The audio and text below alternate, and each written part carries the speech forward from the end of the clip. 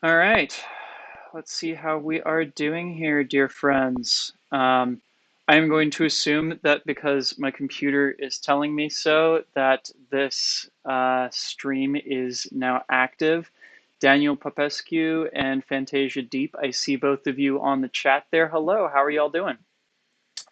Welcome to the second installment of Tech Tips with Drex.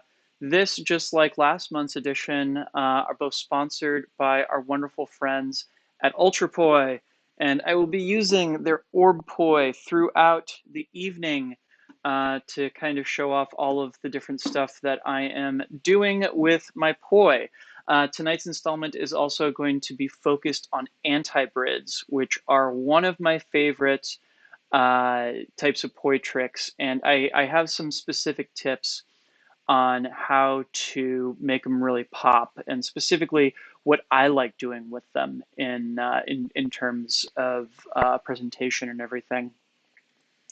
A little bit of housekeeping first up.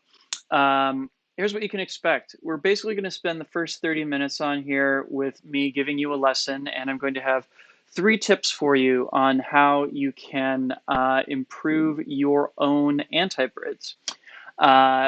For the second half hour of this live stream, I'm going to turn it over to a live Q&A. So y'all are allowed to ask me any old thing that you want to. And I may I may not give you the answer that you're looking for, but I promise to try and answer everything.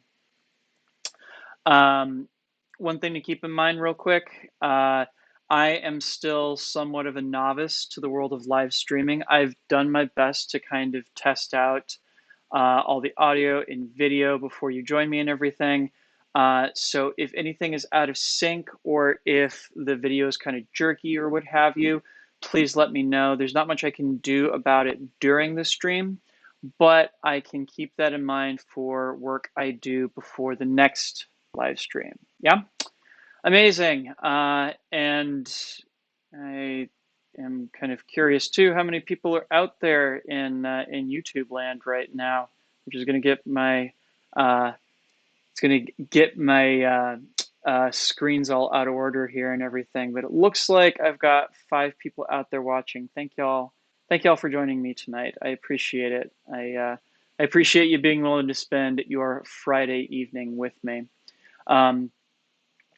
Also, just to let you all know, 2 ways you can support the channel based upon your viewing here. The first I'm going to leave in the chat, and it is using the code DREXFACTOR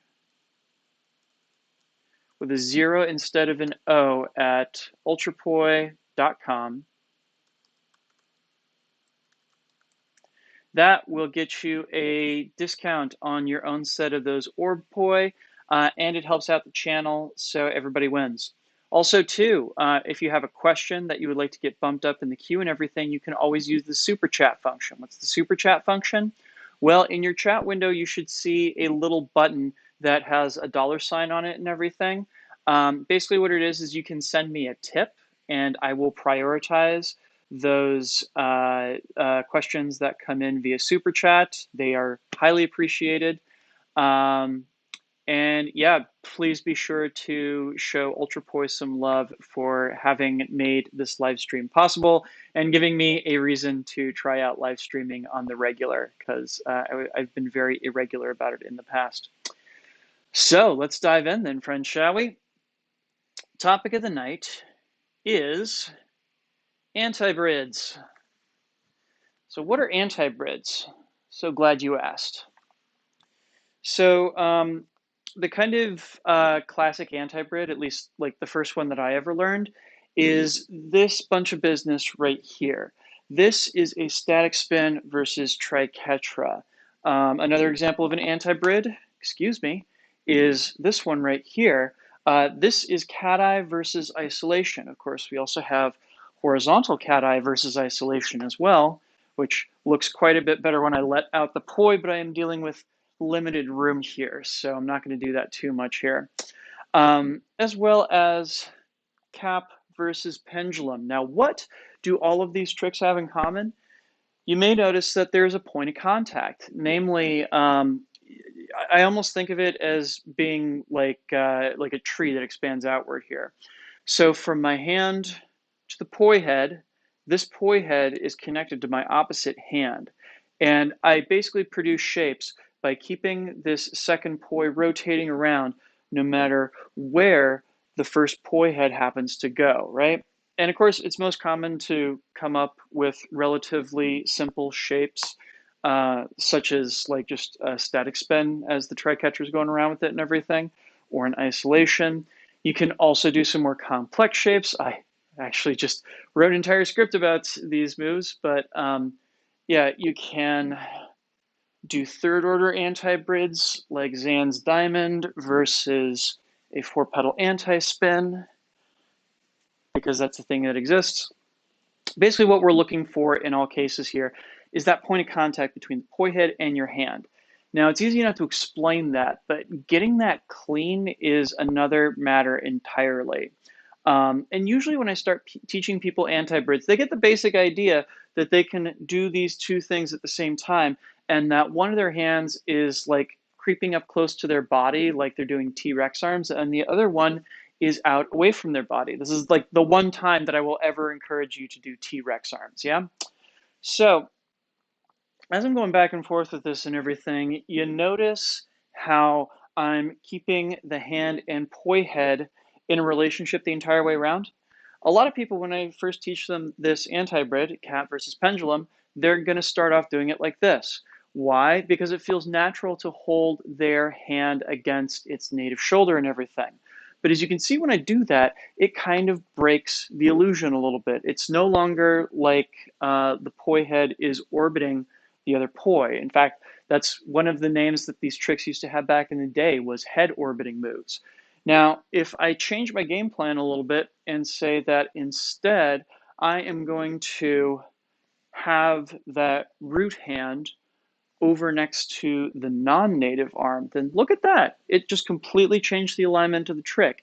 And now that illusion is intact.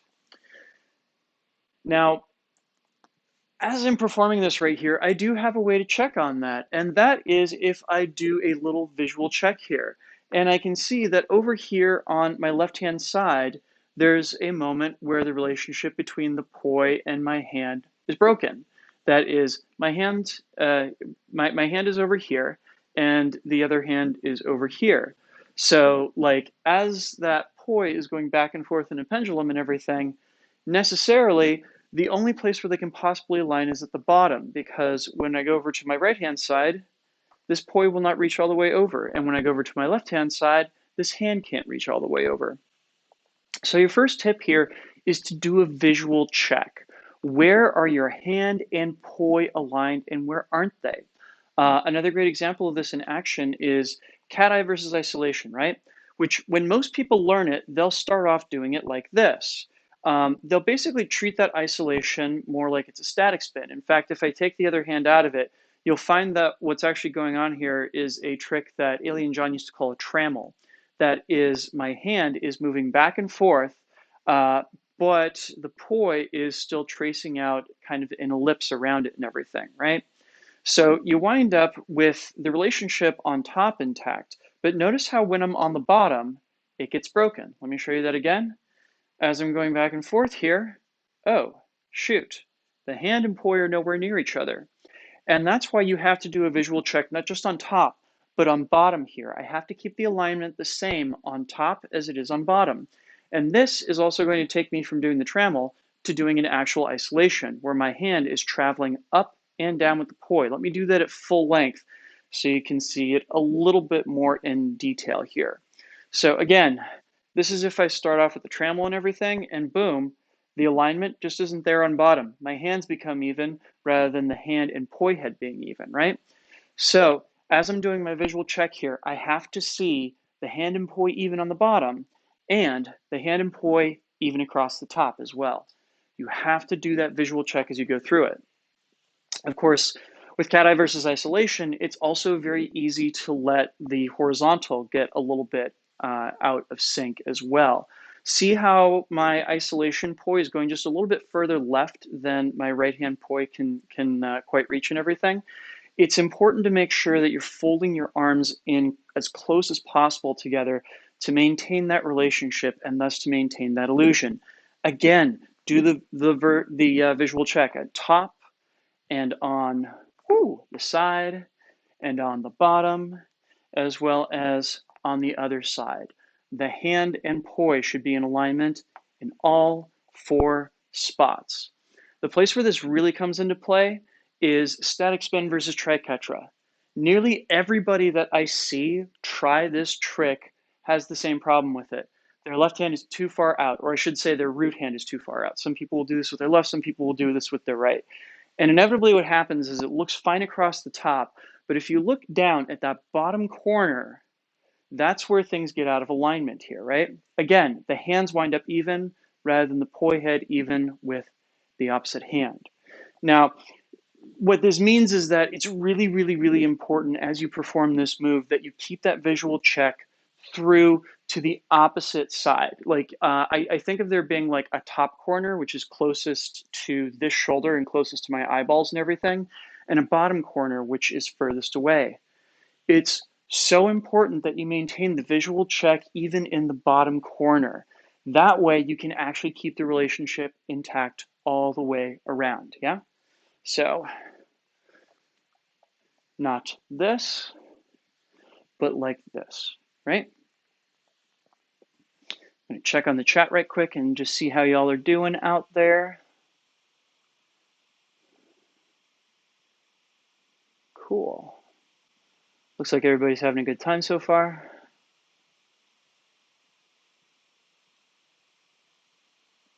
Sweet. Cool. So this is actually going to lead us to our second tip of the evening. Namely, as I'm talking about doing that visual check and everything, there's a thing that you can really, really easily do that is going to help you make that visual check possible. And that is you're going to have to break yourself out of a particular habit. Remember how I mentioned before that it's kind of natural if we're going to do T-Rex arms that we're going to keep our hand close to its native side. You've got to train that hand to go over to your non-native side. That is, I almost think that I'm kind of pinning my hand to my opposite shoulder here. And here's why, is just basically there's only so far that the hand that is doing the full pattern, say the triquetra or the cat eye or what have you, can actually reach over to the opposite side, right? So you have to kind of help it out a wee bit. And it's actually pretty simple math because its full range is as far as the arm can go in any direction from the joint that it centers around, right? So if we put the opposite hand even with that joint, that's a really easy way that we can make sure that that poi head never goes any place that the hand can't follow it, yeah? Uh, give you an example here. So again, this is doing T-Rex arms against the native side. Now look what happens when I stick it against the non-native side here. All of a sudden, it is a totally different story, and that relationship is way more obvious. And I can very easily do the check on bottom and everything. I do actually have to give credit where credit's due on this one because this is a tip that I got from a British poi spinner, I think he's British, who goes by the handle Muck Muck. I have no idea why he goes by that handle, but one of my videos a while back, I was actually, I think, playing around with like one pedal anti-spin or one pedal in spin, excuse me, versus static spin. And he pointed out to me that I was letting the hand doing the static spin drift away from the shoulder, and that if I truly wanted to align the two tricks, it had to be even with the shoulder. Again, it's just simple math. There's no way the poi head can get any place where the hand can't go, right? And you'll also find that this is true with cap versus pendulum. Again, check it out. The closer I can keep my hand to that shoulder, the more clear that relationship is. And of course, the whole point of this illusion is that we want that relationship to be as clear as it can possibly be. Am I right? It's a little bit less of a concern if you're shortening up the poi like this, like I am, just to make sure that I stay on camera and everything. But still, do try and make sure that you get that hand as close to the opposite shoulder as possible, because when you go to full length, oh, does it ever become so very important. So very important. Cool. Oh, I see more stuff in the chat. Hello, everybody. Lexi Nichelle says, hi, Drex, glad you're doing this. Help me out with a weave behind the back. Oh, Lord. I'm going reverse. I'm so close, but something's off.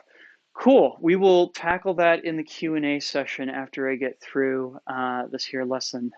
And a name in Cyrillic, so I'm assuming that this is Russian or Ukrainian or something, is asking how you managed to talk and spin at the same time. Years of practice. Years and years of practice, let me tell you what. Okay, so the final tip I will give you, and this one I'm going to have to be really careful with so I don't hit the computer here, but it has to do with placement. You know, when I first teach people how to do things like a pendulum versus cap and everything, one of the most common things that I see people doing is getting their poi all tangled up and everything, either like under their arm or they get it over their arm somehow, and that is not a good recipe for anybody, right? So here here's the special sauce of this, and that's that you kind of want to think of that pendulum or that static spin as being a diagonal relative to your body. So like if I'm standing right here and everything, this is straight up in wall plane relative to me. I want to have my poi slightly off at an angle here. It's a little bit more clear if you look down on it from above, right? So here's what happens by my doing that. I can pass this other poi back and forth across me and always keep that hand closer to the audience than the other poi head. You see how that's working there? Oh, I'm so nervous. I'm going to hit my computer here. Everybody keep your fingers crossed for me tonight, okay? So we never ever want to get to a point where in our alignment of these things and everything, we're letting the poi cross in front of or behind the other hand, right? We always want to make sure that we have this nice clear relationship between the two of them. And part of how we do that is we keep that pendulum or that static spin at an angle, and that is how the other hand can reach around it. And always make sure that it's in front. Having it in front is absolutely essential to maintaining this relationship here. And again, you know, this gives us the good presentation of this. This makes sure that there is never a point at which we have to be worried that the tethers are going to cross over each other, that the poi are going to cross over each other. This leaves us in a position where we can perform the trick ad infinitum, and we never need to worry about tangles happening. See what I'm saying there? This goes back to a thing that I talk about a lot in some of my other lessons, especially when it comes to doing things like spinning in split time, same direction in wall plane and everything. You got to think of each poise occupying its own particular lane, like it's a 2-lane road and everything, right?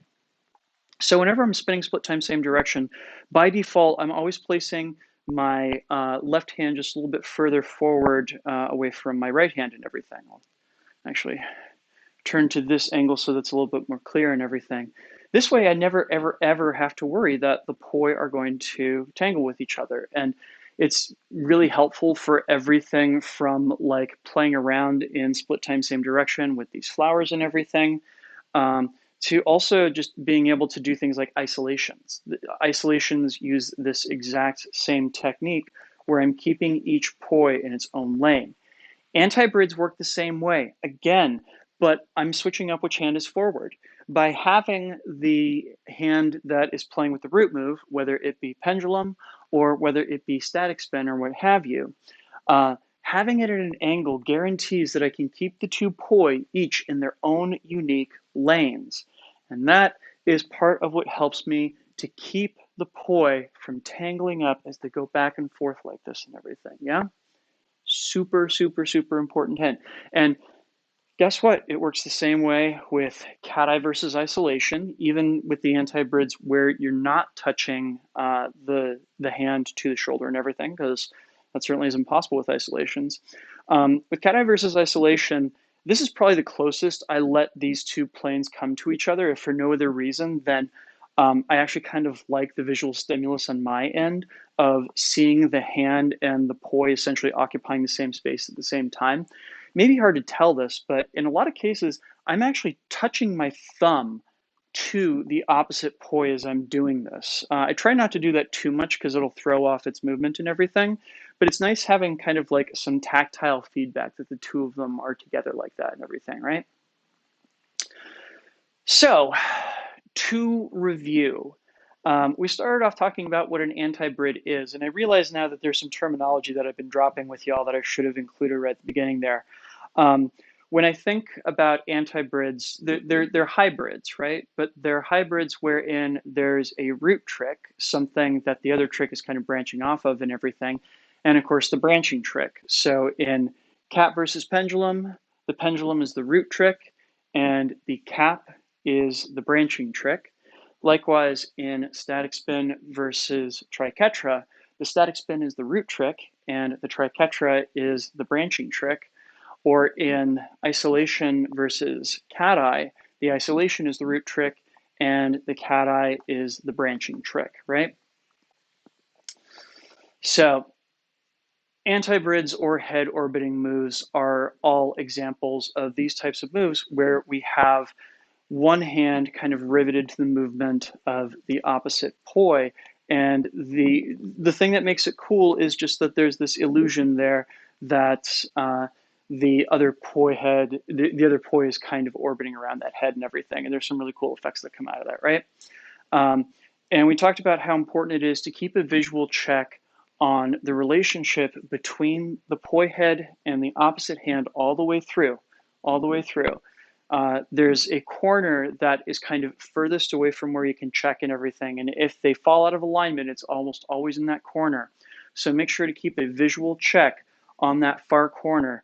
It is usually to your non-dominant side and down away from you. So use that point as a place to do your visual check and make sure that the relationship between the poi head and the hand is always intact, right? Secondly, with many antibrids, that relationship that we're creating is centered around a static spin or a pendulum. And when this happens, in order to make sure that we're not performing that pendulum in such a place that the hand can't reach out, or the branching hand, I should say, can't reach out and stay even with the poi head, the way you do that is you put your root hand against the shoulder that is being used to create the branching trick and everything. Why? Simple mathematics. If it's even with this joint, then by definition, the poi head can never go any spot that the hand can't. It's a really, really good kind of like, I wouldn't call it a cheat, but it's definitely a way to kind of check yourself and everything as you're doing this. And finally, we also talked about kind of doing this in such a way that each poi has its own lane, that you want to make sure that the branch hand is always further away from your body than the root hand, whether it be in isolation versus cat-eye or pendulum versus cap or in static spin versus triquetra, like so. I realize I didn't demonstrate that one from this perspective here. And that part of what makes that work is the poi in the root hand and everything is at kind of an angle from you. That is, it's not straight up in wall plane, it's kind of off at a diagonal. So this side of it is a little bit closer to your body than this side of it is. And that's what allows you to reach your hand around and keep the lanes of these two poi distinctive.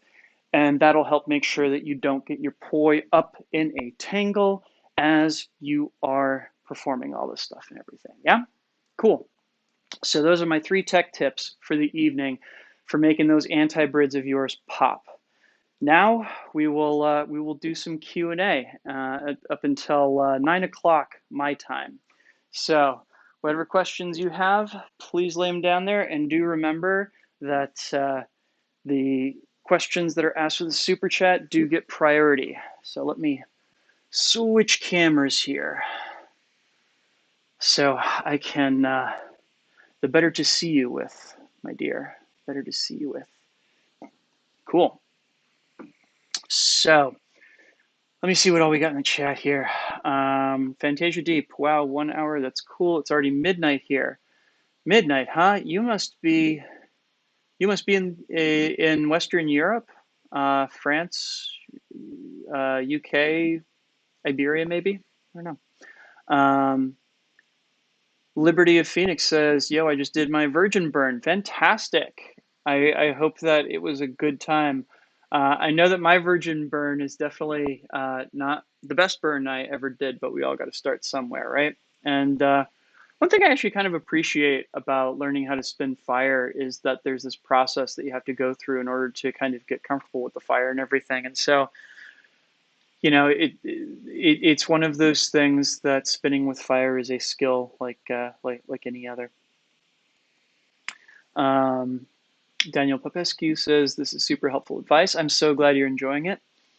And Jonathan Howard said, I ordered a few pairs of Ultra Poi from Amazon, but I messaged Steven and told him to give you credit. Oh, hooray. That's wonderful. That's super helpful. Much appreciated. Cool. So Lexi asked before, hi Drex, glad you're doing this. Help me out with a weave behind the back. I'm going in reverse. I'm so close, but something's off. It would really help if you could tell me what's going wrong, because otherwise it's kind of hard to tell you what needs to be changed in order to help you get there and everything. Help me help you. Tell me where you're getting stuck there and everything. What's going wrong when you try it? How you manage to talk and spit at the same time. Again, it's just years of practice. And also too, like I spend so much that I'm really comfortable with it. And it's one of those things that I don't even think about talking while I'm doing it, unless it's like a really, really, really difficult trick. But a lot of all the stuff that I'm showing off here and everything is stuff that I've been doing for years, and like I can pretty much do in my sleep at this point. It's on lock. So yeah, that's how I'm able to talk and spin at the same time. I will also say that like having experience as a poi teacher is very helpful in that regard because you pretty much have to talk as you spin, and so it's good training for being able to pat your head and rub your belly at the same time, which I had to think about before I attempted it, but I pulled it off. So yay, cool. Upcycled says, Drex makes everything look so easy. I'm glad you think so. He must have been watching me practice. I don't think so. But if you want to send me a video, you totally can. Daniel Popescu asks, for Q&A, when you do cat eye versus isolation, it looks like you pause the isolation at the bottom for a split second. Am I imagining that? And or is that just an artifact of how you're demoing it? I'm pretty sure it's just an artifact of how I'm demoing it, because in my head, it's definitely a continuous thing.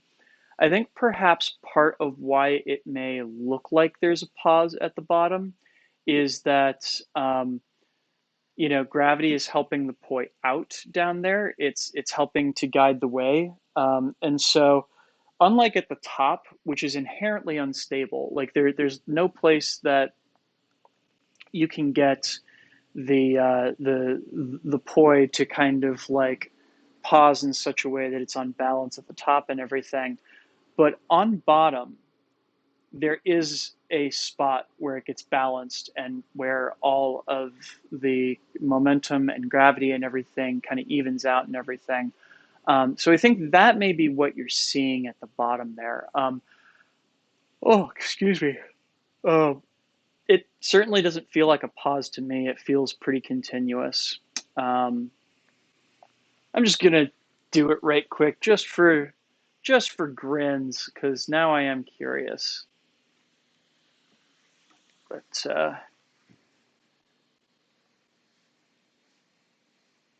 oh, you know what it is? Okay, I know what it is that you're saying there and everything.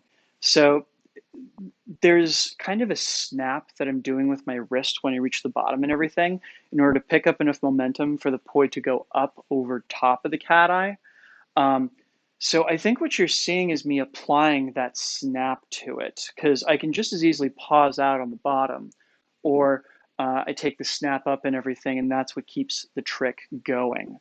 Um, so I think what you're seeing there is the snap, and there's probably a moment when there is some resistance of the momentum due to gravity that the snap has to kick in and everything, and that probably looks a bit like a pause.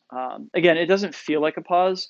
It actually feels completely the opposite. It feels like I'm applying momentum to it rather than removing momentum from it. But yeah, your mileage may vary there. Um, yeah, that's interesting. I had never actually like seen that as an element of how that trick was done and everything. Good eye there. Jonathan Howard asks, do you have some helpful stretches for poi? Short answer is kind of. You're not the first person to ask me this question, and here is my deeply unsatisfying answer, and that is that near as I can tell, I won the genetic lottery. Um, So, like, I've never had problems with my shoulders or wrists or any part of my arms or what have you in all the years that I've been spinning poi. And I've been spinning poi for, I think we're now to 13 years. And I've never needed to worry about it. But that said, I do sometimes do some warm ups just to get me limbered up and everything, because otherwise it can take a little while. Um, so, let me show you some of the warm-ups that I do, and maybe that will be along the lines of what you're looking for here. So, um, first and foremost, when I start off a practice session, what I will do is I will walk around rolling my wrists backwards 8 times, and then rolling my wrists forwards 8 times. After that, I will roll my shoulders back 8 times and roll my shoulders forward 8 times. Then I'll roll my elbows back 8 times and then roll them forward 8 times. And then I'll switch back and forth, reaching up with one hand at a time. Yeah. Every once in a while, I do get like little knots in my back because I sleep all like curled up in the fetal position and everything. And here's how I work on that. I saw people doing this stretch for years, and I never understood what was actually happening there. So you take your hand, you reach it across your body, you take your other hand, and you hook just above the elbow, just above the elbow. You keep this hand straight and everything. And what you do is the hand that's reaching across your body, you drop your shoulder. You're basically like trying to you're almost trying to drop your arm and show your chin as much as possible. And once you do that, if you the whole purpose for this hand right here is to keep the elbow high as the shoulder drops. And as you do that, you will feel a stretch that goes in across the entire backside of your shoulder. Another important one that I will sometimes do is a triceps stretch, which involves just reaching my hand behind my back like so. Take my other hand, grab my elbow, and give it a little bit of a pull here and everything, right? Not super, not pulling super hard, just hard enough that you can start to feel the stretch and everything, yeah? I actually did need to do this because it's feeling really good right about now. Um, I've never needed to do this because of poi, but a stretch that I used to do when I was playing bass more regularly would involve sticking my palm out, grabbing the fingers with my other hand, and pulling back gently on them, doing that for like 20 seconds, and then pointing the fingers down, and again, using my other hand to gently pull back on them and everything. This will stretch out the muscles in your forearms. This was definitely a big deal when I was playing music more regularly and everything because, uh, as those of you out there who play guitar will know, like as you're constantly, fretting chords and everything, all of these muscles in your forearm are getting quite the workout. So yeah, those are some stretches related to poi that I can recommend. But again, your mileage may vary on this one, and I'm kind of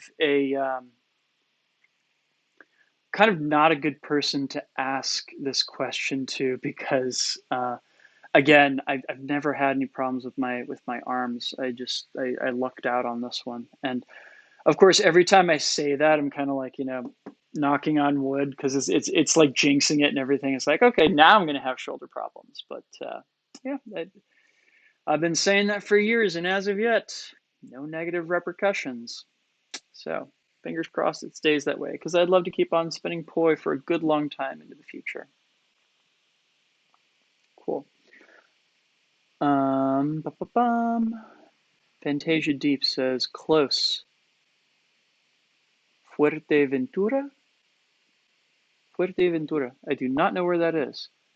I think I'm pronouncing that right. I speak a bit of I speak a bit of Spanish, and that seems like it should be Spanish. You can correct me if I'm wrong. Lexi Nichelle says, I think my timing is off. Do you have any drills for it? They either get tangled, knock into each other, I think. I sway a bunch and I think that's messing with me. Actually, the swaying is a good thing. The swaying does help. As for tangling, that's interesting. Oh, I bet you I know what this is. Okay. I bet you I know what this is.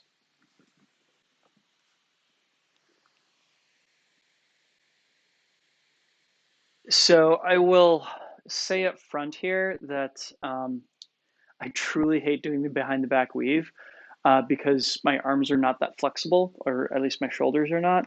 And also, I don't know if you all have ever done this, but there's a thing you can do called testing your Simian index. And basically, what that consists of is you go up to a wall, stand with your back against it, touch the spot at the top of your head, you turn around, and you see if you can reach the ground. What that tells you is if your arm span is less than, equal to, or greater than your height.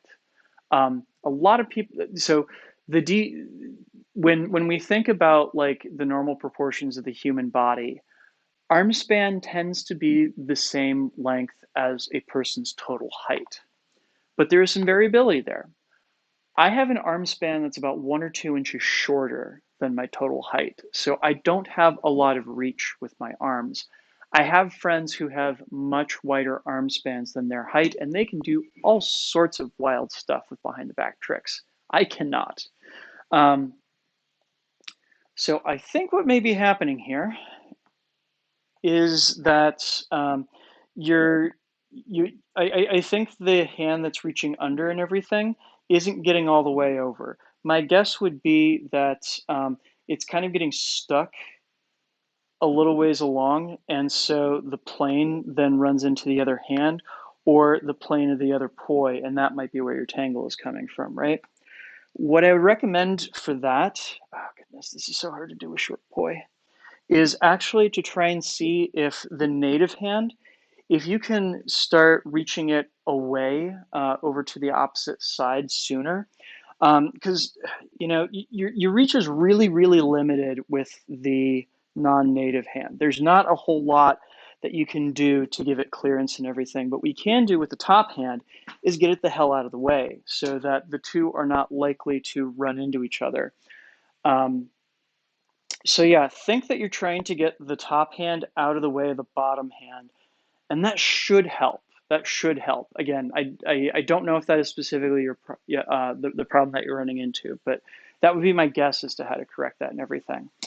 Um, Also, I'm sorry, but I feel so nervous demoing that inside of this small space, so that may be the best I can do for you tonight. Thank you for the question, though.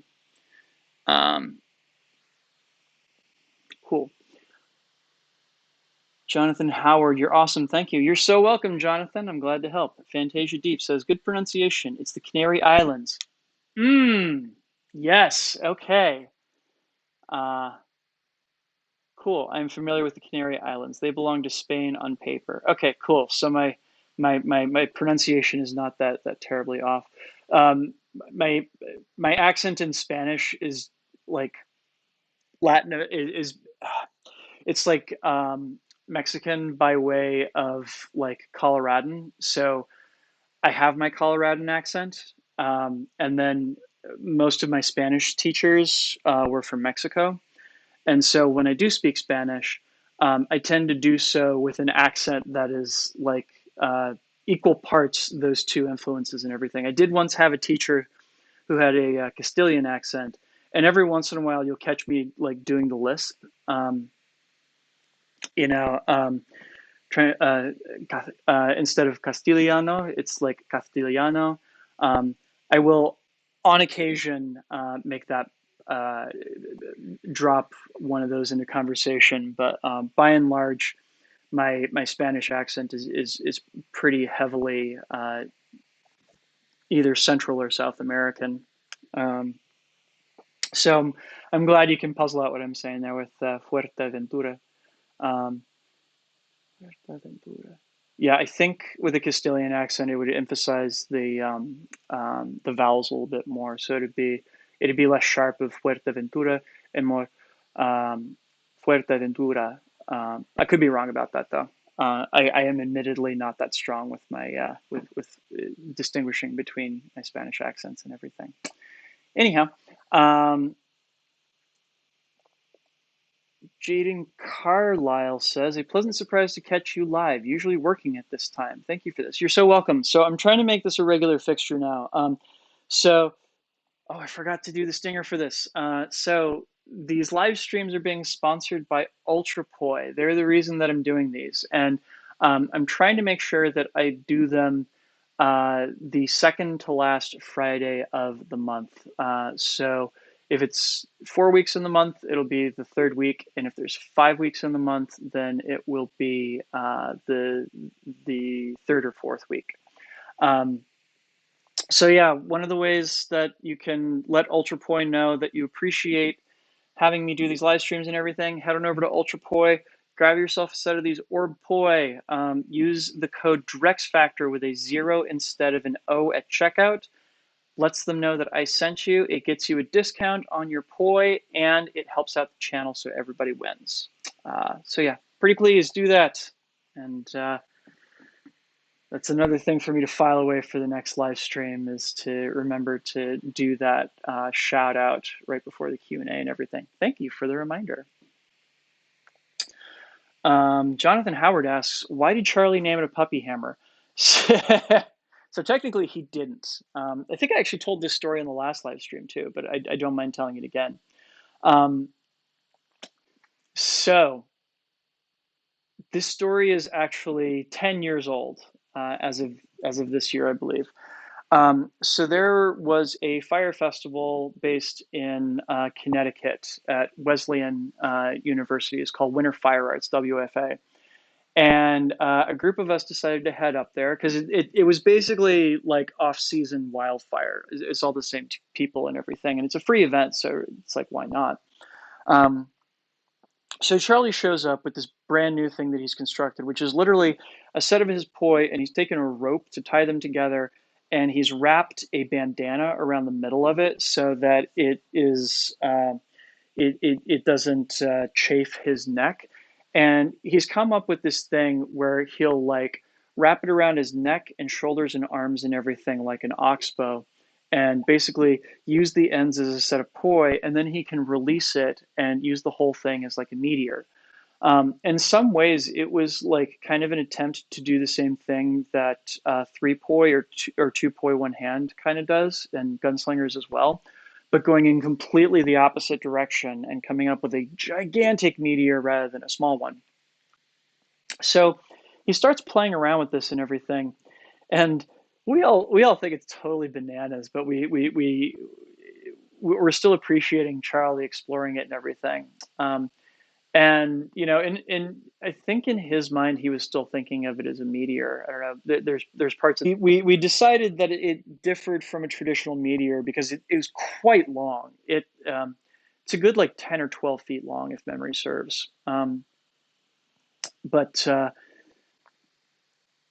because the construction of it differed slightly from a traditional meteor hammer, we decided that it needed its own name. And at first, we were going to call it the Charlie hammer. And Charlie hated that idea. He hated the idea of a tool being named after him. It just did not feel right to him. So we, over lunch, I think this was the last day of the festival, we went to a Thai restaurant right down the street from Wesleyan, which I pray is still open after all of this because the Thai food there is so good, so good. Um, but we're all like sitting down, munching on our Thai food and everything. And one of the people that runs the event, she's a woman named Jennifer. I can't remember her last name, but Jin Chang, I want to say. Anyway, um, so she turns to Charlie and she says, you remind me so much of a puppy, which if you have ever met Charlie, he is absolutely a puppy. He's like, you know, really sweet and really energetic and everything and very impulsive. And Charlie is an awesome human being. So Christian Medina and I are also sitting at this table. And as soon as Jen says this, we like look at each other. And I think we both said at the same time, oh, we'll call it a puppy hammer, which got a lot of laughs out of the table. And from there on out, that was the name. And I actually think that having that strange name is part of what made that odd tool catch on in the first place. Because it's such a random name. But I think that like people kind of glommed onto it too. So often the names for tools in the flow arts kind of like have this self-serious nature to them. It's like, oh, I'm spinning a dragon staff. But it's really hard to take yourself too seriously when you're spinning a tool called a puppy hammer. You know what I'm saying? Yeah. So that's how it happened. First festival that Charlie ever took it to. We wanted to name it after him, and one of the people running the festival said he looked like a puppy or reminded her of a puppy, and the rest was history. Yeah. Oh, and there was a super chat that came through. Thank you, the Phoenix of Liberty. Thank you so much. Phoenix of Liberty asks, do you suggest new flow artists practice every day? And if so, what drills? Or is there a danger of burnout? Okay, so here's a really, really, really important thing to bear in mind about any new skill. Flow arts, making videos, writing, what have you. You have to work at it regularly. I think that a lot of people, when they say they're burnt out at something, it's one of a few things. Like, and I've definitely had my moments of burnout, but in a lot of cases, I think that when people talk about burnout, what they're actually talking about is they've reached a plateau. And kind of culturally, we're really uncomfortable with the idea of plateaus. We're really, really uncomfortable of the idea that you might not have novelty coming your way. That like, the rush of learning new things and everything is over, and it feels like there's something wrong about that. And that's a very, very Western way of looking at acquiring a skill. In many Eastern traditions, whether it be yoga or Southeast Asian martial arts or what have you, nobody talks as much about novelty. The conversation is always around discipline. It's always around commitment. In a lot of cases, when people talk about burnout, they're really just like not super happy that they've reached a plateau and they want things to be exciting again. Um, and here's the thing, no matter what skill you pick up, the majority of your time there will be spent on the plateau. You have to learn to love the plateau if you're going to master any skill at all. So if it's really a lack of novelty, keep on working. Seriously, just like show up to work every day, practice every day, even if you're not stoked to do it, especially if you're not stoked to do it. Because say you decide that you're going to give over an hour of every day to learning the skill and everything,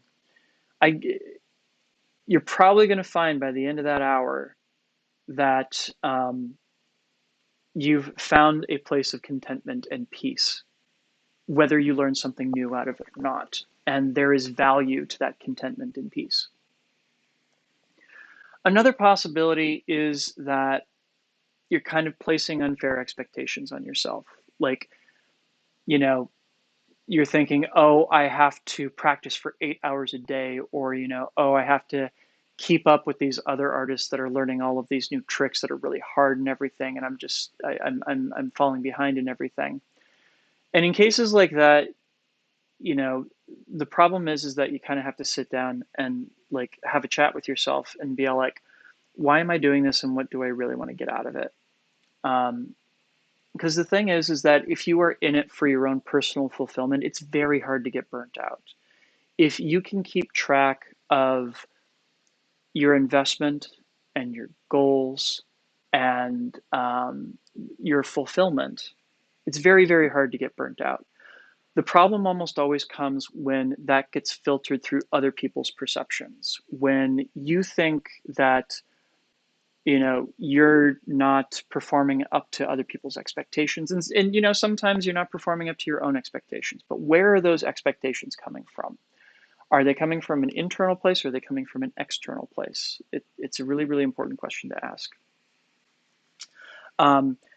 So the short answer to this, because I've given a very long answer already, is that yes, I suggest to new flow artists and old flow artists to practice every day. But here's the thing. There's so much research out there now about how people acquire new skills, how they acquire expertise. Never practice more than 4 hours a day, because the research shows that basically after that point, the benefits that you accrue are going to disappear very, very quickly. There are plenty of people out there that will practice for 8-10 hours a day and be happy as clams doing it. That's fine. But the return on investment they get after those 4 hours, probably not as good as the 4 hours that preceded them.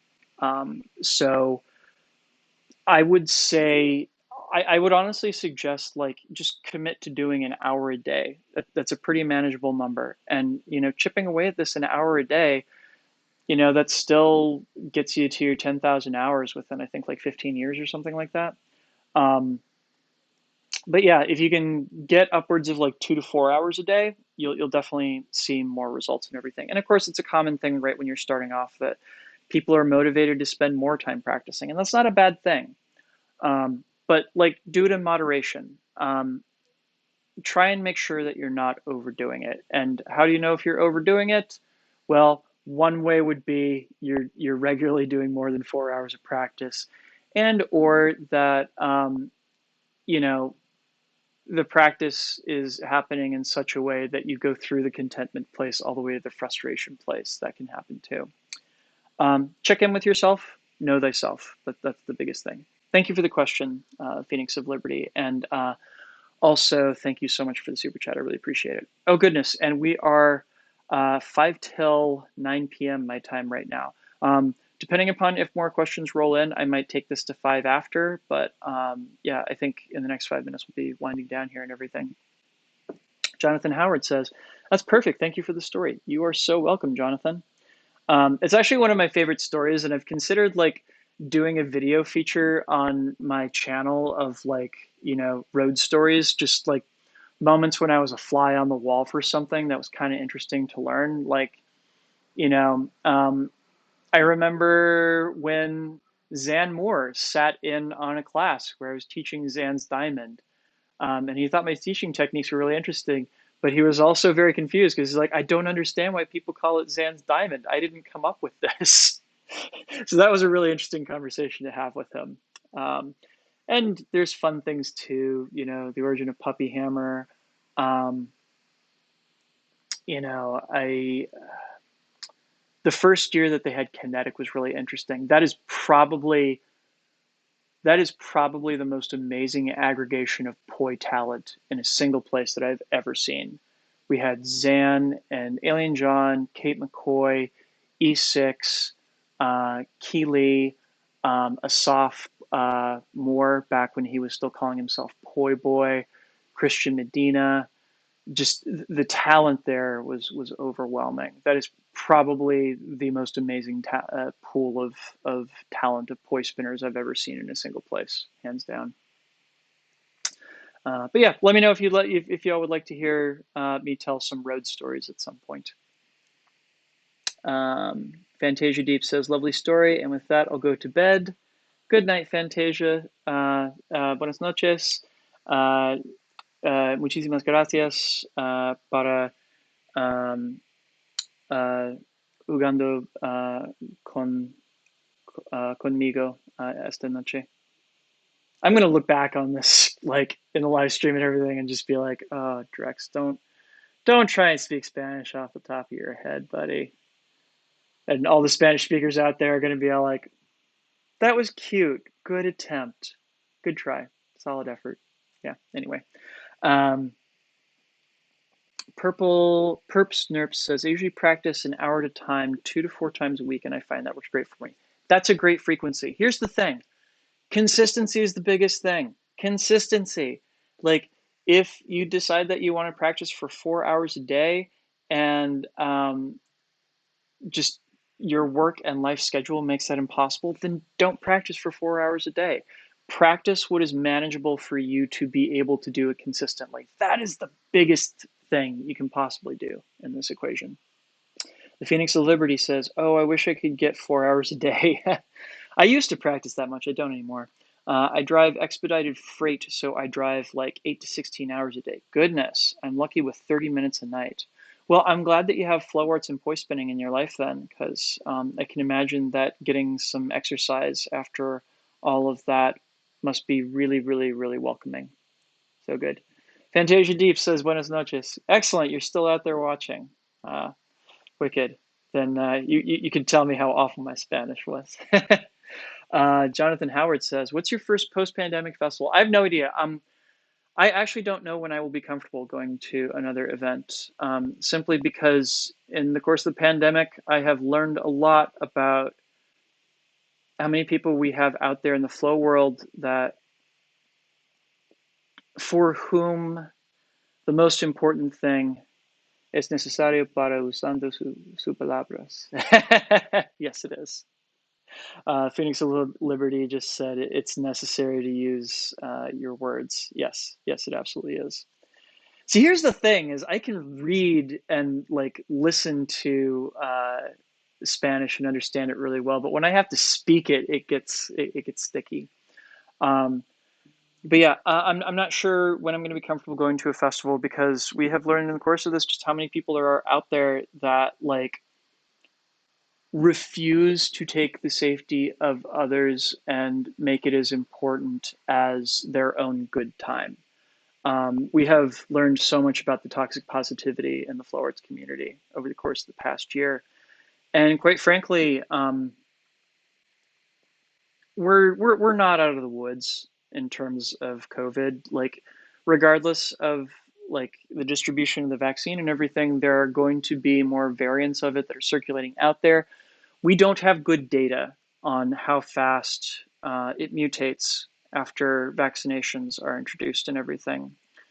So it's entirely possible that we may continue to have rolling quarantines and everything. Most people don't realize this. Like, the last 50 or so years is literally the first time in all of human history that regular quarantines have not been a part of everyday life. Vaccination and antibiotics have been so successful that this is a thing that people forget about. Like, it used to be a thing that every summer back in like the early to mid 20th century, families would quarantine for a month or two over the summer to keep their kids from picking up why am I spacing on the name of it? It's a virus that can cause paralysis. FDR had it. God, why am I spacing? Polio. There used to be regular quarantines to avoid kids getting polio. Like, it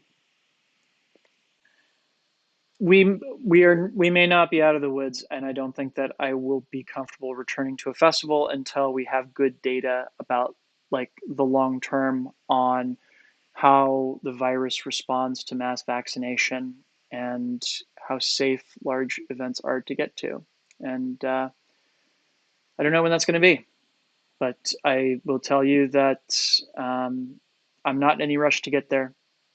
I would rather have more of my friends and their parents and their grandparents with us for a few more years.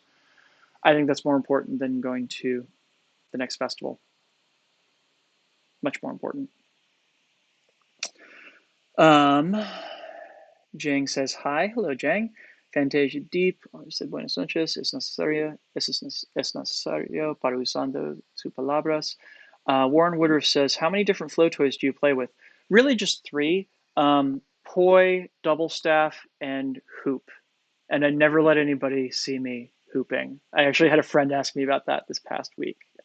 Hooping is something I keep very much to myself. Fluffy Marshmallow says, I'm just beginning, but I practice after I work out because exercising is work, but poi is fun for me. So it's a fun cool down. That's a great idea. That's a great idea. I think flow arts are a great way to cool down after a workout. And Fantasia Deep says, I think this is a typo. I think it's meant to say, no te preocupes, yo soy alemana. Okay. Fantasia Deep says, don't worry, I'm German. So I assume that this means that they struggle with Spanish too. Yeah. I am I'm a mix of things, but the strongest ethnic heritage I have is that I'm Finnish American. I grew up in a house where Finnish was being spoken. Um, Learned about sisu, and to this day, our nickname for my little sister is Pikudettu, which in Finnish means little girl. So, and we'd have Joulutorttu at Christmas, and yeah, so it's not uncommon for white Americans not to have a specific ethnic heritage related to whatever European countries that they may be descended from. There are some exceptions. Italian Americans will really strongly identify that way. Though curiously, that is comparatively recent in American history because, of course, there was not even a thing called Italy until the 1850s. And Irish Americans very, very strongly identify as Irish Americans too. But I definitely identify as Finnish American. Phoenix of Liberty says, oh man, you lost me there. That's okay though. I just had my virgin burn at Flow Fest in Gauss, Texas. It was amazing. 300 plus people. No masks and no one has gotten sick. I would not attend an event like that, straight up. That's kind of terrifying to me. Yeah. You can say to each their own, but again, I think it's way more important that everybody's friends and parents and everything live through this. And if I can help them do that by not attending a 300 plus person event, I will do that. But you do you. Anyway, it is 5 past the hour, dear friends. And I think it is time for me to see about getting myself some dinner. Thank you all for your wonderful questions. Thanks for tuning in. I hope you enjoyed this installation of Tech Tips, and I will be back with another edition of it next month, which it looks like that is going to be third or fourth week of April. So keep your eyes peeled. Thank you, everybody, and have a great night. Oh, and Roka Carlisle, my siblings and I are fourth gen born in America from Hungary on my mom's side and predominantly Irish American on my father's side. We are a bit of a melting pot, are we not? Anyways, have a great night, friends, and I will see you next month. Take care. Stay healthy. Take care of yourselves. Take care of your friends. I'll see you soon. Peace.